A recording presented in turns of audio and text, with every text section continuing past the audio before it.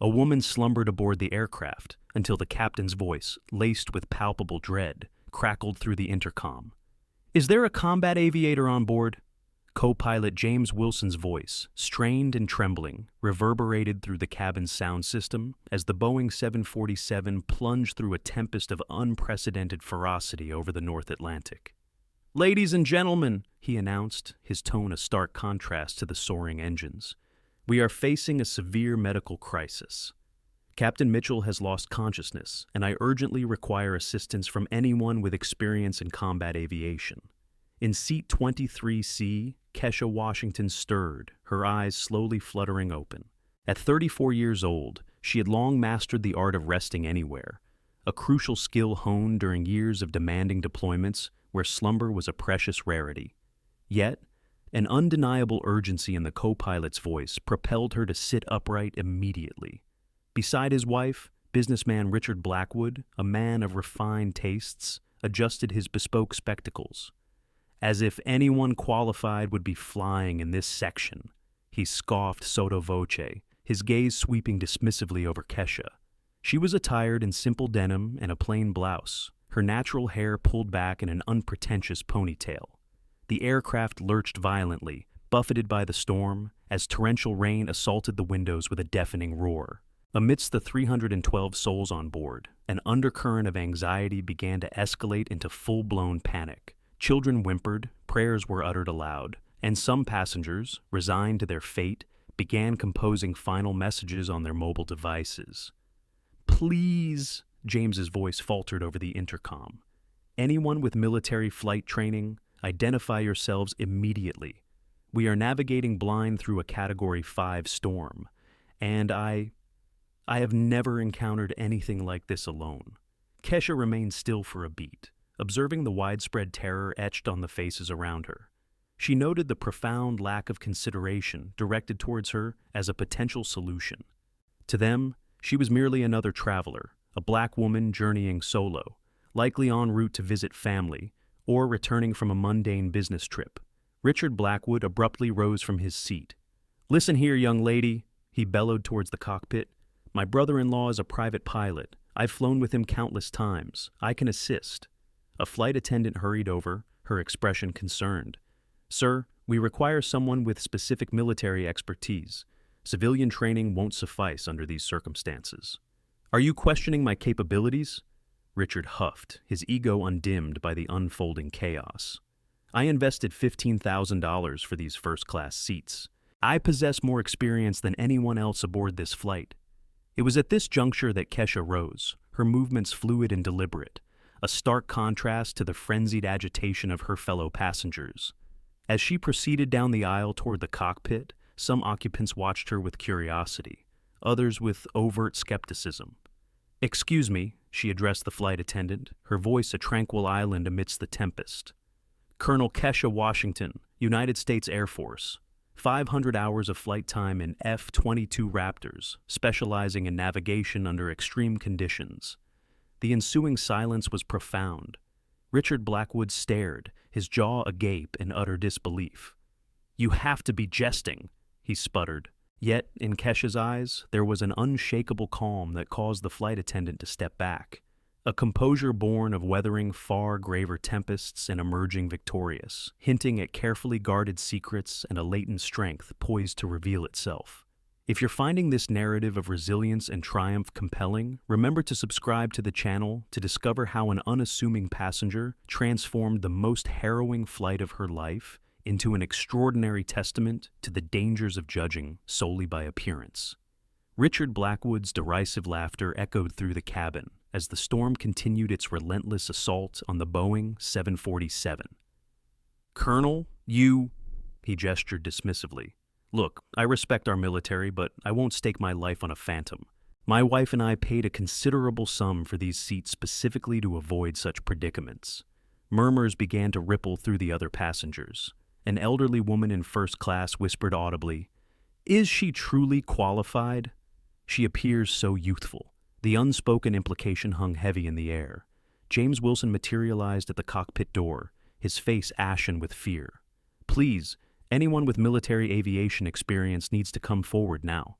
Captain Mitchell is experiencing seizures, and I have never piloted solo in conditions like these."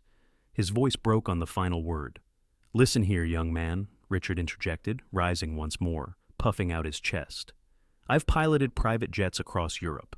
I have over 200 hours of flight experience as a passenger on luxury aircraft. I am well versed in all procedures." Kesha observed the unfolding exchange in quiet contemplation. Years of military service had taught her the wisdom of choosing her battles judiciously. However, witnessing the genuine desperation in the young co-pilot's eyes ignited something within her, the same resolve that had sustained her through perilous missions in hostile territories. "Mr. Wilson," she stated calmly, "I need our current altitude, speed, and precise meteorological conditions. We are at 38,000 feet, speed 450 knots, crosswinds of 120 kilometers per hour with gusts up to 160, James replied reflexively, recognizing the inherent authority in her voice. Richard let out a sardonic chuckle. "Impressive. She's memorized a few statistics from Wikipedia. That hardly makes her a pilot." It was then that Kesha performed an action that silenced the entire cabin. Without preamble, she began to recite, "Emergency procedure for loss of pressurization at cruising altitude. Immediate oxygen mask deployment. Emergency descent to 10,000 feet, with a descent angle not exceeding 15 degrees to prevent structural stress and communication with air traffic control on code 700. She continued for another 2 minutes, detailing protocols known intimately only by highly trained military aviators. The ensuing quiet was broken solely by the storm's fury. James Wilson gazed at her, a profound mixture of relief and admiration evident in his expression. "Ma'am, the cabin is yours." But Richard Blackwood was not yet appeased. "One moment, anyone can memorize procedures. I demand to see verifiable credentials before I entrust my life to someone who so clearly doesn't belong in first class on an international flight." His words sliced through the air like daggers. Other passengers averted their gazes, embarrassed yet unwilling to challenge the formidable businessman. Kesha felt the familiar sting of injustice, a sensation she had encountered repeatedly throughout her military career, where she had to prove her competence twice as rigorously as any male or Caucasian colleague. For a fleeting instant, memories surged. The first time her capabilities were questioned during a combat mission, when a white colonel publicly doubted her leadership of a fighter formation. The instance she was overlooked for a promotion, despite possessing the most distinguished flight record in her cohort. The whispered insinuations of racial quotas that had shadowed her throughout her tenure. Yet, she also recalled the very essence that had propelled her to become the most decorated pilot of her generation. The capacity to transmute every doubt into fuel, every insult into motivation, and every underestimation into a strategic advantage. "Mr. Blackwood," she finally declared, her voice imbued with a tranquility that sent shivers down the spines of some passengers. "There are 3 types of pilots in this world: those who fly when it's easy, those who fly when it's difficult, and those who fly when it's impossible." She took a step towards the cockpit, then paused. "Throughout my career, I have salvaged 17 aircraft in scenarios deemed unrecoverable by the manual. However, what truly qualifies me for this moment is not my accolades or flight hours." The aircraft plunged violently, eliciting screams from several passengers. Kesha remained unperturbed, maintaining her equilibrium with the practiced ease of someone who had navigated far more tempestuous turbulence than mere atmospheric storms. "What qualifies me," she continued, her voice steady, "is that I am the sole individual on this aircraft who has ever navigated through a war zone with 2 engines disabled, a compromised navigation system, and active missile threats, and I still brought my entire squadron home." Kesha nodded and resumed her walk towards the cockpit. Before passing Richard, she turned one last time. "Mr. Blackwood, when we reach the ground, and we will, perhaps you will reflect upon how a black woman who supposedly doesn't belong in first class saved your life and that of your family." As she disappeared into the cockpit, the passengers fell into a hushed silence. Some began to grasp that they might be witnessing something far more profound than a mere aviation emergency. And Richard Blackwood, for the first time in decades, experienced a sensation he hadn't felt since childhood. The agonizing and undeniable realization that he had been utterly, devastatingly wrong about someone whose worth he had so carelessly and prejudicially underestimated. A prejudice that now seemed not only cruel, but dangerously misguided. Unbeknownst to them, Keisha Washington carried not only exceptional piloting skills, but also a personal history that would render every condescending word she had heard profoundly ironic. A history that, once revealed, would irrevocably alter how everyone on that flight perceived courage, competence, and the true meaning of heroism. Within the confines of the cockpit, Keisha Washington confronted a scene that would have plunged any commercial pilot into sheer terror. Captain Mitchell was convulsing violently in his seat, foam emanating from his mouth as life support monitors shrieked with deafening alarms. James Wilson was paralyzed with fear, his hands trembling over controls he seemed incapable of operating. "Administer first aid immediately," Kesha commanded, her voice slicing through the pandemonium with surgical precision. She assessed the captain's vital signs with the practiced efficiency of someone accustomed to treating wounded personnel in combat zones. "We have approximately 15 minutes before he enters full cardiac arrest." James observed her actions, struck by the economy and precision of her movements. "Colonel, how do you possess such extensive knowledge of emergency medicine?" 10 years spent conducting rescue missions in hostile territories," she replied, adjusting navigational instruments while simultaneously monitoring the captain's fluctuating vital signs. "When you are the sole barrier between a wounded soldier and mortality, you acquire a certain skill set." Meanwhile, in the passenger cabin, Richard Blackwood had successfully swayed half of the first-class occupants into believing they were all doomed due to an imposter at the controls.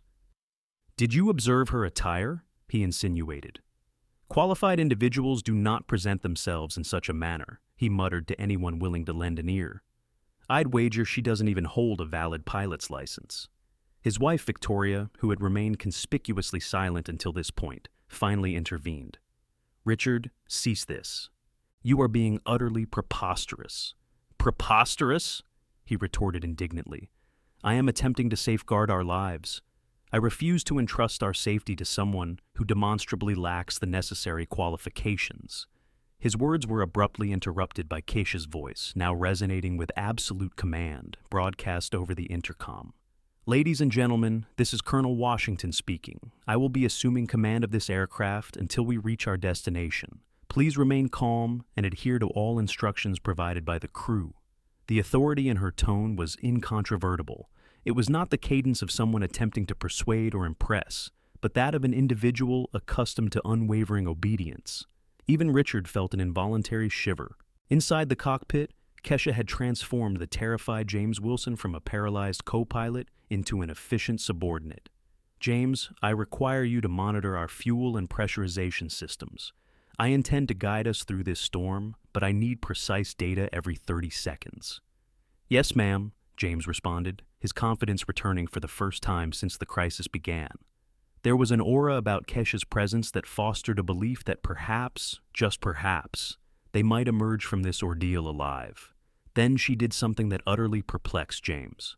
Instead of adhering to standard emergency flight paths, Kesha began to mentally chart a trajectory that appeared audacious, a direct course through the storm, rather than an attempt to circumvent it. "Colonel, with all due respect, this deviates significantly from established safety protocols," James protested, observing the calculations she was rapidly scribbling on a notepad. Keisha offered a rare smile, the first since assuming command. "James, allow me to share a pertinent experience. In 2018, I was leading a rescue mission in Afghanistan when our aircraft sustained hits from surface-to-air missiles. 2 engines failed, the navigation system was rendered inoperable, and a sandstorm reduced visibility to absolute zero." She continued to fly as she spoke, her hands moving across the controls with a mesmerizing grace. "The manual dictated immediate ejection and mission abandonment, but 17 wounded soldiers depended on us. So I did precisely what I'm doing now. I discarded the manual and relied on my experience. And the outcome? I brought them all home. All 17 of them." Her words carried a profound weight that made James understand he was in the presence of someone truly extraordinary. "Sometimes, James," she continued, "adhering strictly to the rules can lead to loss of life. Knowing the rules well enough to strategically deviate from them is what distinguishes mediocre pilots from those who save lives. At that precise moment, the cockpit door swung open.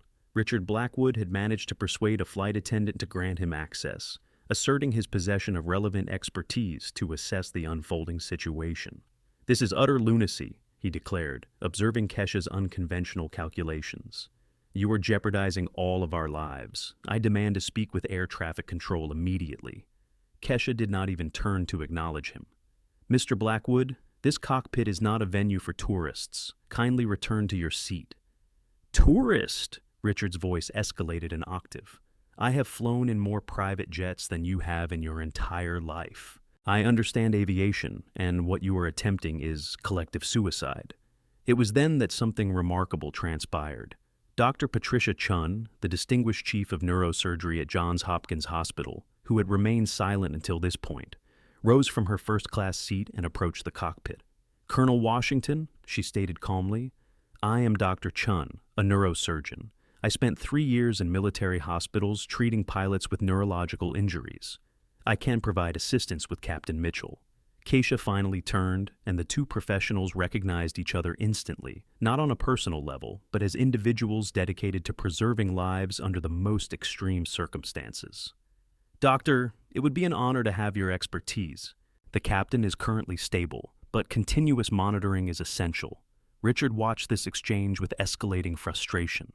"You are all insane. This is a conspiracy to eliminate us."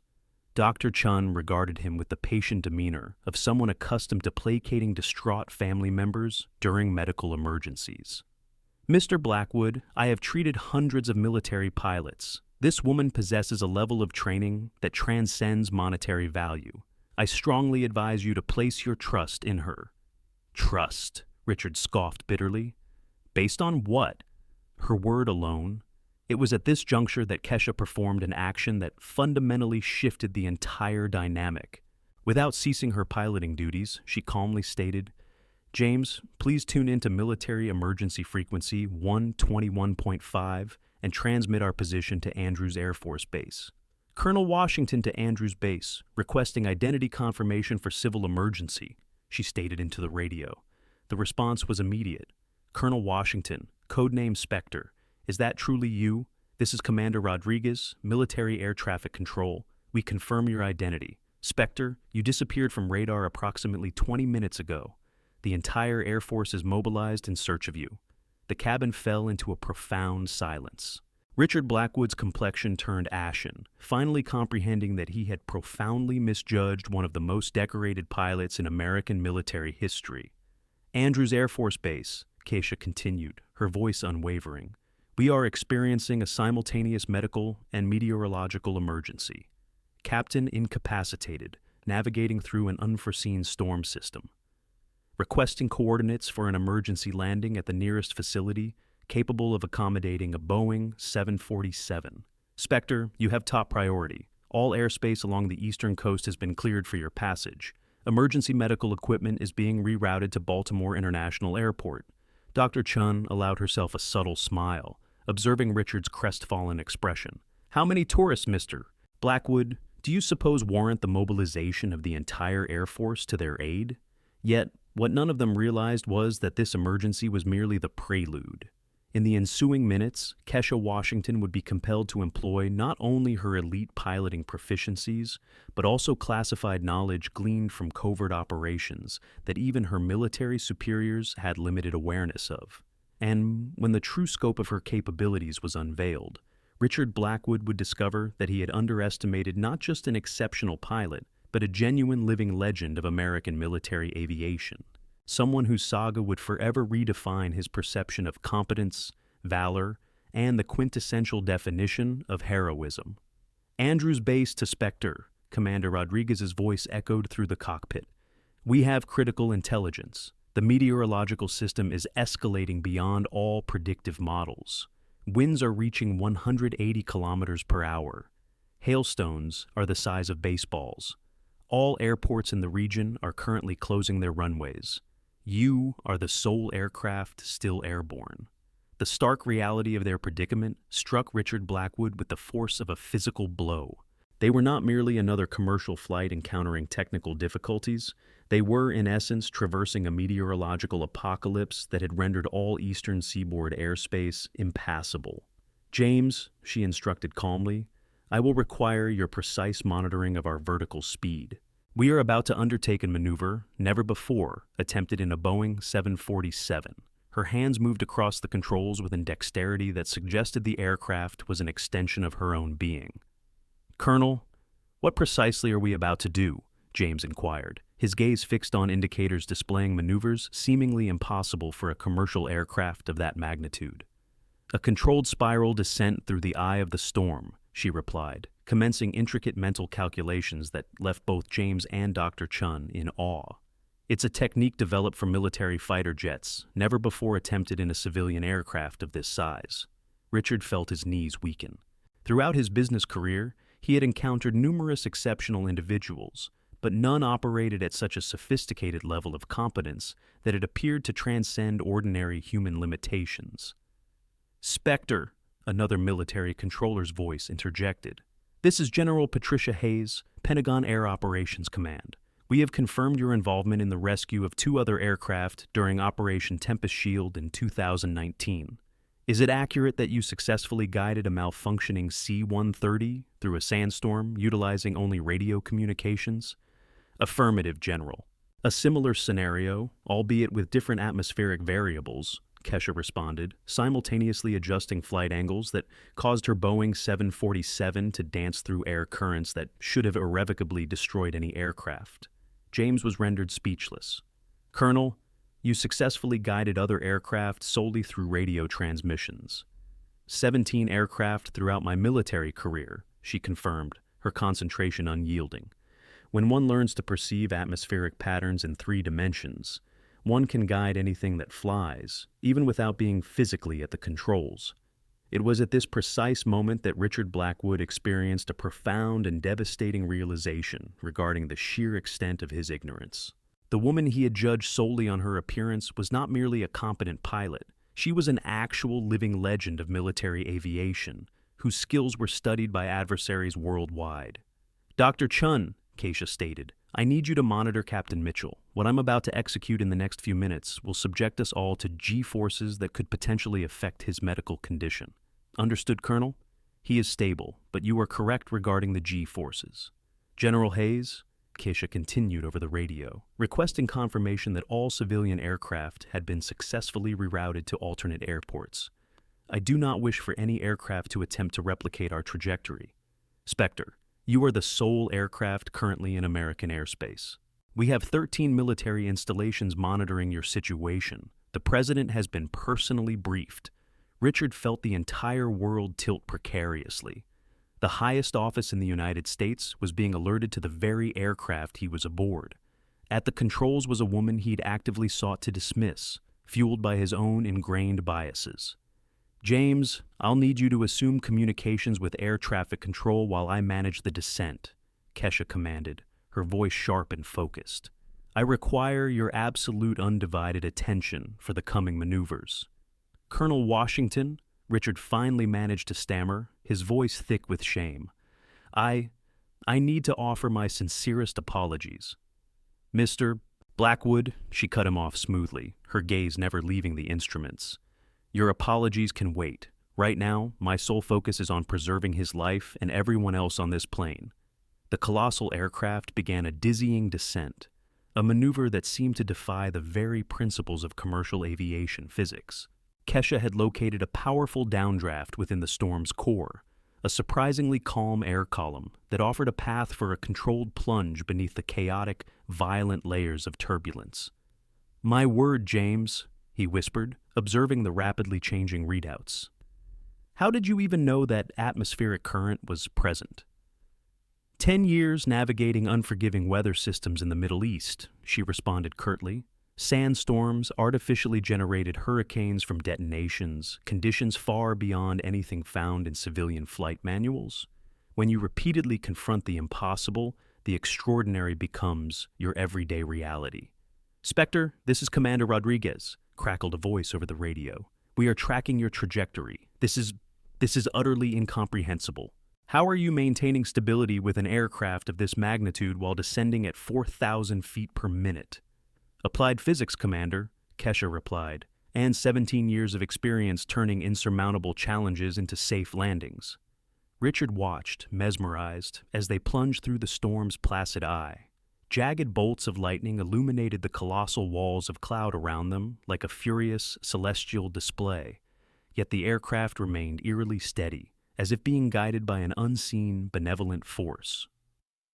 "General Hayes," Kesha announced, her voice clear over the radio, "requesting coordinates for Dover Air Force Base. We will require a runway equipped with full emergency protocols and medical teams on immediate standby." "Spectre, Dover is ready," came the immediate reply. "Main runway is clear. Emergency suppression foam is being deployed. Ambulances are in position. You have absolute priority over all airspace." "James," Kesha said, a faint, almost imperceptible smile gracing her lips, a rare sight since she'd taken command. "When we touch down, you'll finally understand why they call me Spectre." Over the ensuing 15 minutes, Richard Blackwood would be a witness to a profound exhibition of skill and unwavering bravery that would irrevocably alter his perception of capability, leadership, and the very essence of heroism. Upon their final touchdown, he would come to realize that Kesha Washington was not merely one of the most accomplished pilots in American military history, but a woman whose personal triumph over immense hardship would render every prejudiced utterance he had ever made a source of bitter, indelible irony. Unbeknownst to the passengers, this single landing would not only reshape her destiny, but also fundamentally transform civilian aviation regulations, emergency response strategies, and the global understanding of what a truly exceptional individual can achieve when underestimated by those who mistake entitlement for expertise. 6 months after that remarkable landing, Kesha Washington was elevated to the rank of Brigadier General in a formal ceremony at the Pentagon, making her the youngest African-American woman ever to attain such a distinguished position. Her innovative storm navigation methodology was subsequently integrated into military training curricula worldwide, and 3 esteemed universities established academic chairs in her honor. General Washington not only preserved 312 lives that day, the Secretary of Defense declared during the ceremony, but she redefined our entire framework for assessing competence versus superficial appearance within our armed forces. In the audience, Dr. Patricia Chen offered fervent applause, having co-authored a groundbreaking article with Kesha on emergency aviation medicine, which was published in one of the world's most respected medical journals. James Wilson, now a captain, helmed his own commercial airliner, consistently citing Kesha as his paramount inspiration. Meanwhile, Richard Blackwood was forced to confront the devastating repercussions of his actions.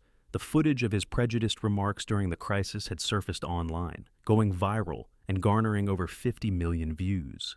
His investment firm hemorrhaged 80% of its clientele within 3 months, compelling him to declare personal bankruptcy. "Daddy, why do people get so upset when they see your name on Google?"